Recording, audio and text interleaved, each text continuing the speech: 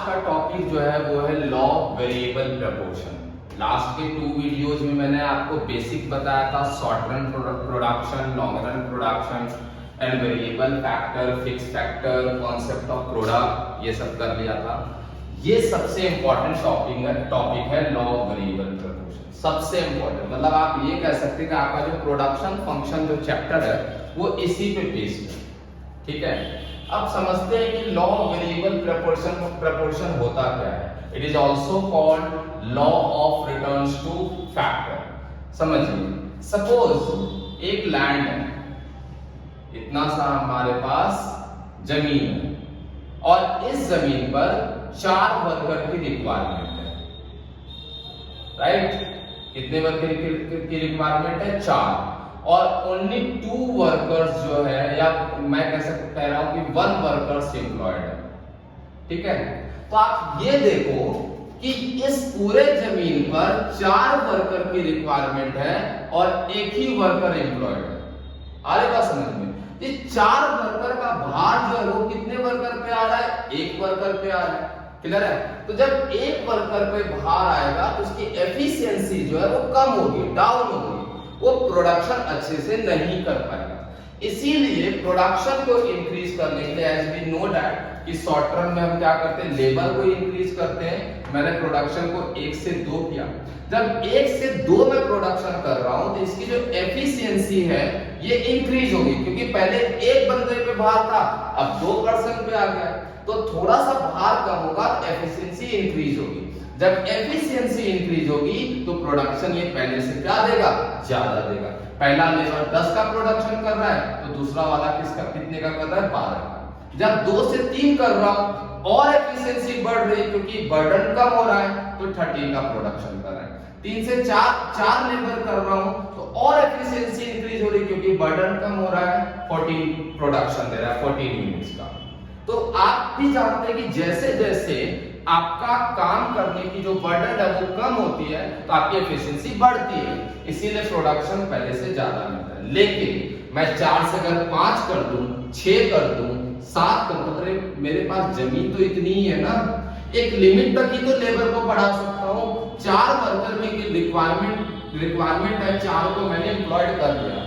अब मैं 4 से 5 कर रहा हूं प्रोडक्शन को बढ़ाने के लिए, तो प्रोडक्शन हमें पहले से कम मिल रहा है, 12 मिल रहा है। क्यों? क्योंकि इसका तो यूज हो ही रहा है पूरा। जब पूरा यूज हो चुका है तब प्रोडक्शन आपको पहले से बेटर नहीं मिलेगा। छठे पे आपको 10 का मिल रहा है, 7वें पे कुछ मिल ही नहीं रहा है, 0, क्योंकि लेबर बैठेगा भाई, जमीन तो उतनी ही है। और 8वां अगर कर रहे हो तो प्रोडक्शन पॉजिटिव की जगह क्या मिल रहा है? नेगेटिव मिल रहा है। क्लियर है? इसलिए क्योंकि कोई काम ही नहीं है। मशीन, अगर कोई मशीन है, बहुत सिंपल सा फंडा है बेटा, कि अगर कोई मशीन है, उस मशीन को आप दिन रात चलाओगे, दिन रात मतलब आप मशीन दूसरा नहीं ले रहे, उस मशीन पर वर्कर को काम करवाते जा रहे हो, तो मशीन की भी एक लिमिटेशंस होती है ना। उस लिमिटेशंस के बाद मशीन क्या हो जाएगा? ब्रेक डाउन हो जाएगा, टूट जाएगा, ठीक है, खराब हो जाएगा। और जब खराब होगा तो आपका प्रोडक्शन पॉजिटिव की जगह क्या हो जाएगा? नेगेटिव हो जाएगा। इसलिए लॉ ऑफ वेरिएबल प्रपोर्शन के 3 स्टेजेस होते हैं। पहले प्रोडक्शन इंक्रीजिंग रेट पे मिलेगा, फिर प्रोडक्शन आपको डिक्रीजिंग रेट पे मिलेगा, फिर प्रोडक्शन आपको क्या मिलेगा? नेगेटिव मिलने लगेगा। क्यों? क्योंकि हम वेरिएबल फैक्टर को इंक्रीज कर रहे हैं, फिक्स फैक्टर वही का वही है। राइट? इसको मैं आपको डेफिनेशन के थ्रू समझाता हूं। अब ध्यान दीजिए, अब इसको क्या हो गया? Law of variable proportion, LVP states that as we employed more and more units of variable factor, that is labor। Variable factor क्या है हमारे पास? लेबर ही है ना। तो LVP states that as we employed more and more units of variable factor labor, पहले समझ लीजिए, कोई लिखेगा नहीं, पहले समझो, यहां पर कोई मत लिखना कुछ भी, ठीक है। Variable factor that is labour, जैसे जैसे हम लेबर का ज्यादा से ज्यादा यूज करते हैं तो initially TP rises at increasing rate, मतलब प्रोडक्शन जो है वो इंक्रीज तो हो ही रहा है बट इंक्रीजिंग रेट पर, मतलब पहले से ज्यादा प्रोडक्शन हो रहा है। फिर क्या हो रहा है, आफ्टर या then TP rises at decreasing rate, फिर टीपी आपका क्या हो रहा है, डिक्रीजिंग रेट पर राइज कर रहा है, ठीक है।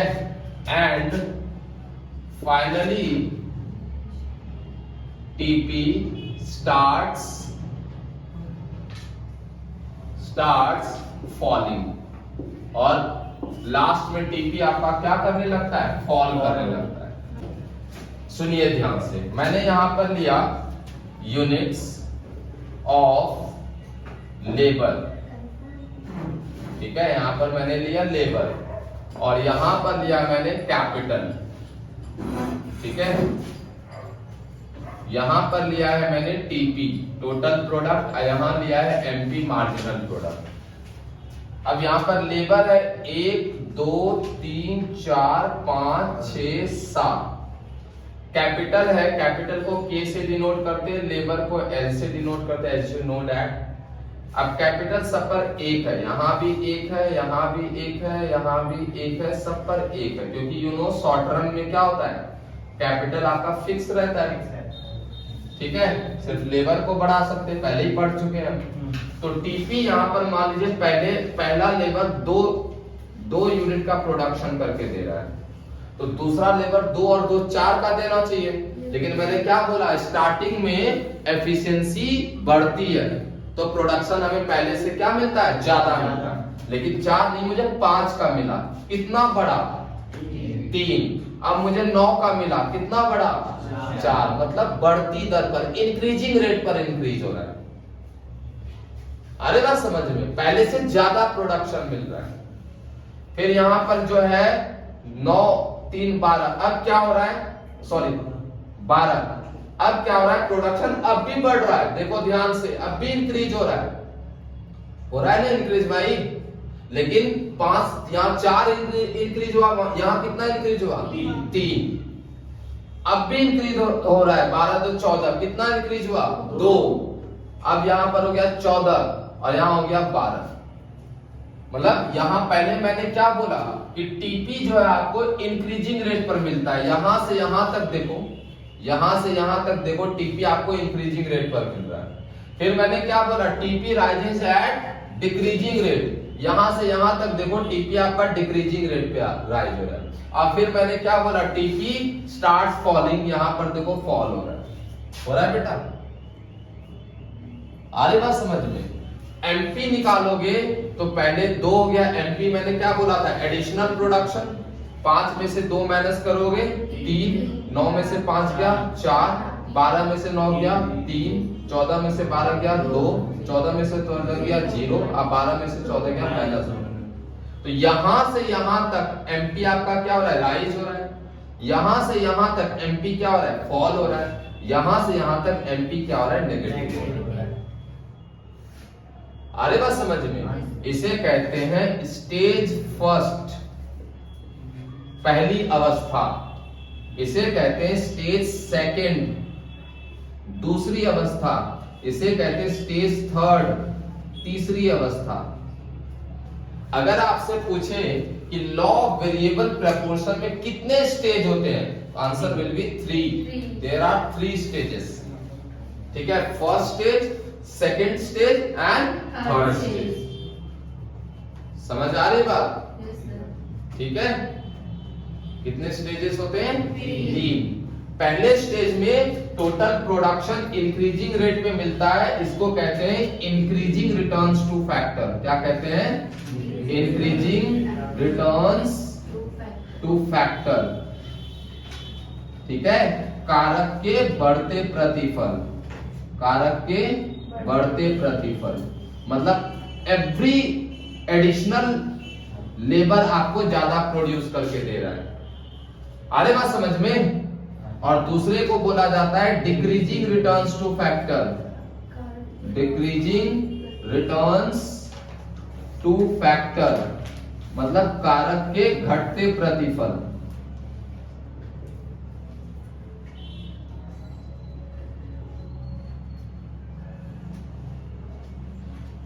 समझ में आ रही बात? और थर्ड होता है आपका negative returns two factor, negative returns two factor मतलब कारक के ऋणात्मक प्रतिफल। क्लियर है? तो ये ओवरऑल है लॉ ऑफ वेरिएबल प्रपोर्शन। आप इसको ऐसे भी लिख सकते हो, LBP states that as we employed more and more units of variable factor with fixed factor, initially TP ना लिख करके MP लिख सकते हैं। क्या लिख सकते हैं? इनिशियली MP क्या हो रहा है? राइज हो रहा है। इनिशियली MP rises, फिर then MP falls and finally MP becomes negative। आप ये भी लिख सकते हैं कि प्रारंभ में सीमांत उत्पाद बढ़ता है, फिर घटता है, फिर ऋणात्मक हो जाता है। ऐसे भी लिख सकते हो, दोनों तरीके से एक्सप्लेन कर सकते हो। समझ में आ रही बात? बट अगर ये क्वेश्चन पेपर में आ जाए, अगर ये क्वेश्चन पेपर में आ जाए तो यही टेबल बनाना, लेकिन पहले टीपी मत लिखना। आपके इजी के लिए बोल रहा हूं, पहले टीपी एमपी तो यही लिखोगे, लेकिन वैल्यूज पहले टीपी का मत लिखना, पहले एमपी का लिखना, वो ज्यादा इजी होगा। पहले कोई भी वैल्यू ले लो, मैं कह रहा हूं एमपी आपने फॉर एग्जांपल, जरूरी नहीं 2 3 यही रट के जाओगे, रटना नहीं है, समझना है। हमें पता है पहले एमपी राइज होगा। मान लीजिए आपने एमपी 4 ले लिया, फिर 5 ले लिया, 6 हो गया, राइज हो गया भाई। फिर पता है एमपी फॉल हो गया, 4 हो गया, 2 हो गया, 0 फॉल हो गया। फिर एमपी नेगेटिव होगा, एमपी नेगेटिव हो गया। अब यहां से टीपी लो, 4 4 5 9 9 6 15 15 4 19 19 2 21 21 0 21 21 में 3 18। ये इजी होगा, अच्छे से टेबल बना लोगे। लेकिन पहले टीपी लोगे तो सोचते रह जाओगे कितना जोड़ू कितना करूं, इसमें नहीं सोचना पड़ेगा आपको। समझ में आ रही बात? तो जब भी पेपर में क्वेश्चन आए तो पहले आए तो पहले एमपी बनाइए, फिर टीपी। क्लियर है?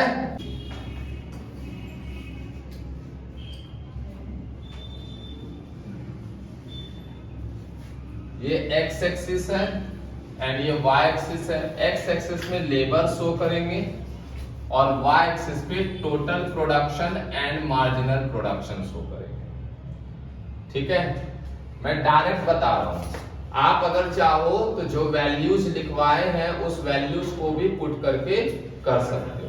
जैसे मैंने बोला ना, वैल्यू था 1 2 3 4 5 6 7 लेबर थे ना, 7 लेबर था ना, तो 1 2 3 4 5 6 7। ठीक, और टोटल प्रोडक्शन आपका मैक्सिमम कहां तक गया था? टेबल में देखिए 40 तक गया था। तो यहाँ पर 4 का ले लो, ठीक है, 4 या 5 का ले लो, ठीक है, 5 10 15 20 25 30 14 अच्छा 14 तक है। ठीक है, 2 4 6 2 4 6 8 10 12 और 14। ठीक है, पहले देखिए मैंने उसमें बताया था 3 लेबर तक प्रोडक्शन इंक्रीजिंग रेट पे मिल रहा है। याद रखना, जब इंक्रीजिंग, इधर ध्यान दो सब, जब इंक्रीजिंग रेट पे बढ़ता है ना तो ग्राफ ऐसा बनता है। समझ में आ रही बात? ठीक है, 3 लेबर तक मैक्सिमम टीपी कितना है? 3 लेबर पर टीपी कितना है? 9 है ना, तो आपका ग्राफ ऐसा बनेगा बेटा। 9 है 3 लेबर तक, पक्का? ठीक है, तो आपका ग्राफ ऐसा बनेगा। ठीक है, फिर उसके बाद कसम से मैं क्या बोल रहा है, इतना इम्पोर्टेंट टॉपिक चल रहा है। अरे बंधु इधर बैठ जाओ यार, इधर बैठ जाओ भाई। यही बात मैं मुड़ के कह रहा मैं बोला अच्छा इधर ध्यान दो, चलो इधर दोबारा बेटा, ये इम्पोर्टेंट टॉपिक है, मैं बार बार इसलिए इंसिस्ट कर रहा हूँ अच्छे से पढ़ लो, ठीक है। अभी कहानी सुनाऊंगा इसके बाद तुम लोगों को प्यारी से। तो देखिए पहले आपका क्या होगा, इंक्रीजिंग रेट पर इंक्रीज होगा, तो ऐसा बनेगा डायग्राम, ठीक। और जब डिक्रीजिंग रेट पर इंक्रीज होता है तो बेटा डायग्राम ऐसा बनता है, ठीक है। तो आप 3 से लेकर के 6 तक देखिए डिक्रीजिंग रेट पे इंक्रीज हो रहा होगा। Yes sir. हो रहा है टेबल में। आप कितना मैक्सिमम है आपका, 12 या 14 होगा, ठीक है। तो यहां तक आपका ग्राफ ऐसा बनेगा, देखो आ रही बात समझ में। उसके बाद आपका डाउन हो रहा है टीपी, ये आपका ग्राफ है टोटल प्रोडक्शन, राइट। यहां तक आपका इंक्रीजिंग रेट पर है, यहां तक आपका डिक्रीजिंग रेट पर है, और उसके बाद टीपी क्या हो रहा है, फॉल हो रहा है। क्लियर है। आप वैल्यू भी पुट कर देना, 1 पर कितना है, 2 पे कितना है, 3 पे कितना है, प्रोडक्शन पुट करो, ऐसा ही डायग्राम बनेगा, ठीक है।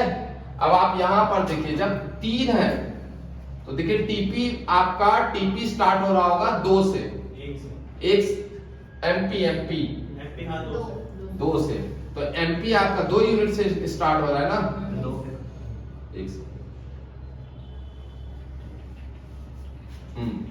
तो यहां पर 1 पे क्या होगा 2, अब फिर आपका कितना है, 2 पे कितना है, 2 पे 5, उसके बाद कितना है 9, 2 पे क्या बोल रहे हो तुम यार, एमपी बोल रहा हूं मैं। 1 पे एमपी कितना है 2, 2 पे कितना है 3, और 3 पे कितना है 4। पहले एमपी ऐसा होगा, फिर आपका एमपी गिरेगा, फिर आपका नेगेटिव हो, ये एमपी का डायग्राम होगा, ठीक है। यहां पर आ रही बात समझ में। यहां पर इसको P से मैं डिनोट करता हूं, इसको कहते हैं पॉइंट ऑफ इन्फ्लेक्शन। क्या कहते हैं, ठीक है, पॉइंट ऑफ इन्फ्लेक्शन। हिंदी में कहते हैं नति परिवर्तक बिंदु, पहले समझ लो।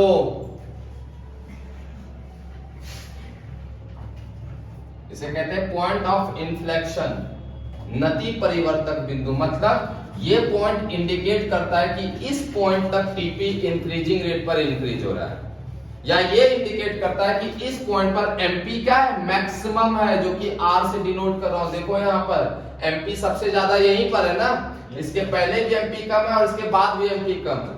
तो अगर पूछा जाता है ऐसे आएगा, at the point of inflection, फिर ऑप्शंस आएंगे, TP is maximum, no, MP is maximum. समझ में आ रही बात। उसके बाद आपका यहां पर टीपी आपका क्या है, मैक्सिमम है इस पॉइंट पर, इसको पॉइंट क्यू से डिनोट करता हूं, टीपी क्या है, मैक्सिमम। इसको बोलेंगे stage first, increasing returns two factor. इसको बोलेंगे stage second, decreasing returns two factor. और इसको बोलेंगे स्टेज थर्ड। वहां पर भी यही पढ़ाया था। स्टेज थर्ड में देखो टीपी कम हो रहा होगा और एमपी नेगेटिव हो रहा होगा, यहां भी यही हो रहा है। सेकेंड स्टेज में देखो आप, टेबल में देखो आप, टीपी आपका इंक्रीज हो रहा होगा डिक्रीजिंग रेट पर और एमपी कम होता जा रहा होगा। टेबल में देखिए, मुझे में थोड़ी लिखा है, टेबल में देखो हो रहा है, और यहाँ ग्राफ में देखो हो रहा है फॉल। और उसके बाद फर्स्ट स्टेज पे देखो एमपी इंक्रीज हो रहा होगा, 2 3 4 हो रहा है, और टीपी इंक्रीजिंग रेट पर इंक्रीज हो रहा है। तो जब भी डायग्राम बनाओ तो पहले इंक्रीजिंग रेट पर ऐसा बनेगा, फिर डिक्रीजिंग रेट पर ऐसा बनेगा, फिर फॉल होगा ऐसा। हो गया टीपी का डायग्राम। अब पेपर में बच्चे क्या गड़बड़ करते हैं, ऐसे बना देते हैं, ऐसे बना देते हैं। लो, ये टीपी नहीं है, ये गलत है, ठीक है। ये है बेटा, अगर ध्यान से याद करो तो ये भी कुछ है, टीयू का डायग्राम है ये, कंज्यूमर इक्विलिब्रियम। आया याद? But this is not TU, this is TP. Clear है? इसको ध्यान से इसको नोट करो और नेक्स्ट क्लास में इसको एक्सप्लेन करूंगा, बताऊंगा कि स्टेज 1, स्टेज 2, स्टेज 3।